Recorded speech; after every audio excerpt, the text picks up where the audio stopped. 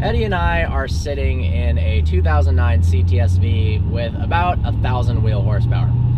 And it begs the question, is there such thing as too much horsepower? Now, this is a manual rear-wheel drive car.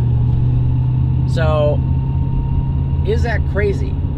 Usually, when you think about a super high horsepower car, you're gonna be, it might be unreliable, it might not be very usable.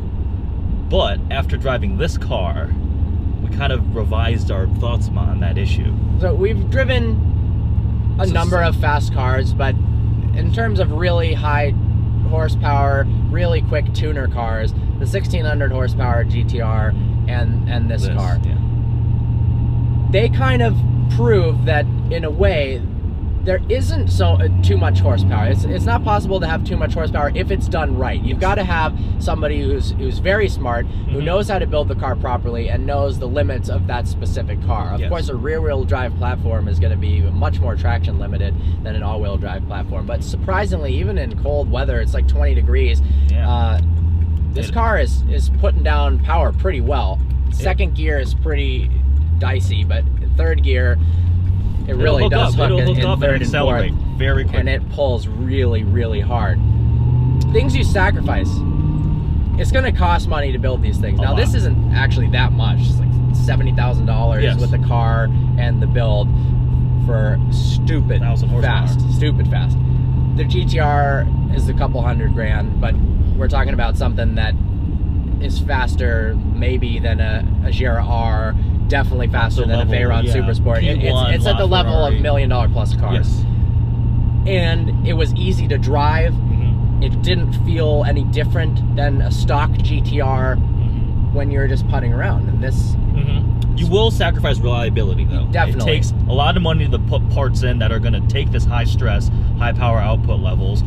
Things are going to break. Owner of this car was telling us a story about his friend who has a tuned E55 AMG, and he's gone through 4 engines, so that happens. You got to pick the right car, too. That's true, yeah. So taking something that's already unreliable, an older German car, I know how that goes, and putting some crazy amount of power in it, stuff's going to blow. This car is great. The rear-wheel drive makes it cheaper when parts do break, and it's an American car, so parts are cheaper in general. Look how easy this is to drive right now. Yeah, I mean, it does feel like a complete normal car. You can put 4 people in the car easily. I guess you could fit 5 if you got some small people.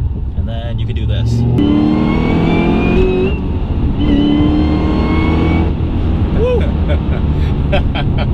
Yeah, it's fast. Very fast. Yeah, these cars are at the level where you start feeling your face pull back a little bit and you're just jammed into your seat. Oh, the sound it's nuts. So to answer the question, can you have too much horsepower? If done right, no.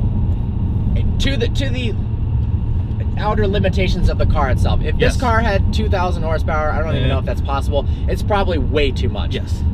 We were doing some runs against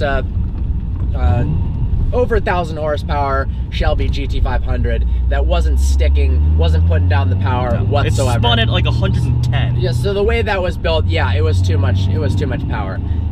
But the 1,600 horsepower GTR and this, no, it's not at all.